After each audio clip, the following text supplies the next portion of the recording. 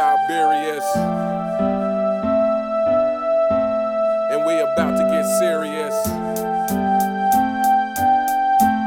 It's the real Siberius,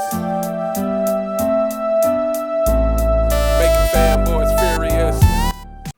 Hello, YouTube, and welcome to The Real Siberius. On this episode, I want to talk about Shannon Sharpe has to be getting paid.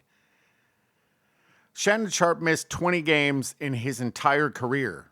LeBron has missed more than that this season than Shannon Sharpe did in his entire career.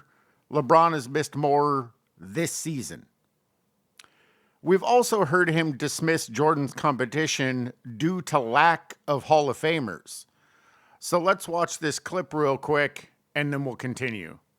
In an NBA Finals, and you literally looked at him and said, yo, he ain't show up. He didn't even play nobody. Come on. Let me ask you a question. I'm going to do you like this here. Sure. Tell me the guy that he faced that was the equivalent of Kevin Durant. He beat Magic for his first title. Magic was 73. Clyde Drexler and the crew, the second title. Charles Barkley, Kevin Johnson. Don't ignore that. Dan Marley and them, the third That title. was good Okay.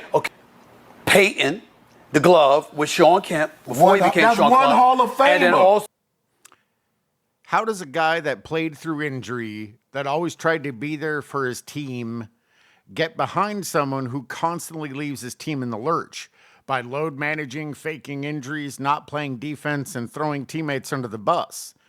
There are only two reasons I can come up with. One, they have a personal relationship and he is unable to maintain objectivity between their personal and professional relationship. Or two, you are on the payroll and are required to say such things. I can't think of another option. So if we keep Shannon Sharpe's same energy with Shannon Sharpe's career, how does his competition based off of Hall of Famers stack up? His first ring was against the 1998 Packers. They had two Hall of Famers, Brett Favre and Reggie White. The Broncos had five, John Elway, Terrell Davis, Steve Atwater, Shannon Sharpe, and Gary Zimmerman. That's two Hall of Famers versus five Hall of Famers. The Broncos also had a Hall of Fame coach in Mike Shanahan. The Packers and Falcons, which is his second ring, both of their coaches are not in the Hall of Fame. His second ring against the 1999 Falcons had one Hall of Famer, Morton Anderson. The Broncos had the same five, so one Hall of Famer against five Hall of Famers. According to your criteria, Shannon Sharpe, your competition was weak as fuck due to lack of Hall of Famers, which means you won against weak teams, which means your chips are hollow and hold no value. I'm only following your metric used against Jordan and his competition. Now, do I think the 98 Packers and 99 Falcons were bad teams? Absolutely not. Hall of Famers are great, but they do not make your team good or bad, especially since, in my opinion, the Hall of Fame itself has become weak. I mean, not to go off on a tangent here, but there needs to be levels in the Hall of Fame, or the bar needs to be much higher, because all players in the Hall of Fame are not created equal. One of the best descriptions I heard about the NFL and inducting players is, can you tell the story of the NFL without including their name? There are a number of players in now that the answer would be yes.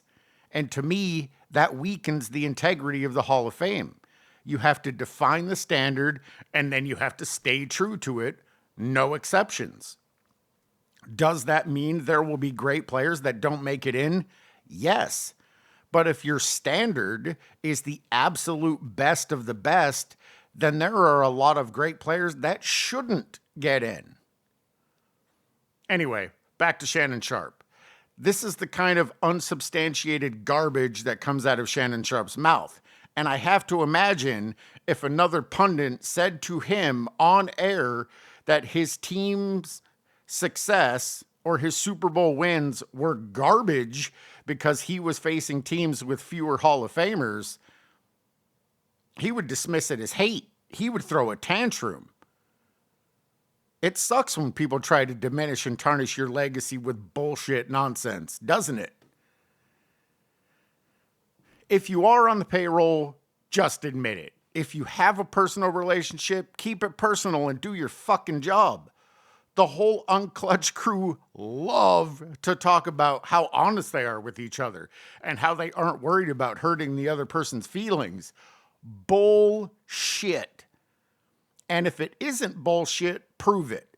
Say something you know he will not like on TV and don't ever walk it back or apologize. Stand on it. You'll never do that, though. They talked about LeBron on the 2008 Redeem Team and how his whole entourage were called the enablers because they were just yes men. They never challenged him. They never called him out on his bullshit. When Shannon Sharpe called Clarissa Shields the Michael Jordan of boxing, he was speaking from the heart. He then realized his Freudian slip and had to incredibly awkwardly walk it back and shoehorned LeBron into that conversation because he knew damn well if he didn't, he would have gotten a call from LeBron's emotional support squad emergency response, or lesser, as I like to call them, talking to you about how you hurt LeBron's feelings and how that can't go unpunished. I just don't understand. I don't understand this logic. In that short clip, he said, only one Hall of Famer. Bitch, you faced a team with one Hall of Famer. So if that win counts as nothing, then your win counts as nothing. And your first ring, there were only 2 Hall of Famers against your 5. So again, that win is dismissed. Your rings are trash, according to your metric. But you won't hold that same energy for yourself. You just either have to hold it for the dude who writes you checks or who's your lover boy. It's one of the two. There's not a third option. Anyway, that's the end of the video. If you made it to the end, I certainly appreciate it. As always, I do want to give a shout out to the content creators that continue to inspire me to do this. Uncommon Sense, Angry Old Hoops, Self-Researched NBA Facts, 93Z, Sports and Fitness Rants, Uncut Hoops, Beam Engine, In Your Face Hoops, Eddie TV, Kings Beach Row, Goatcast Hoops, DZ Shooting. I always appreciate your guys' takes, your perspectives, and your humor. And I'll catch you guys in the next one.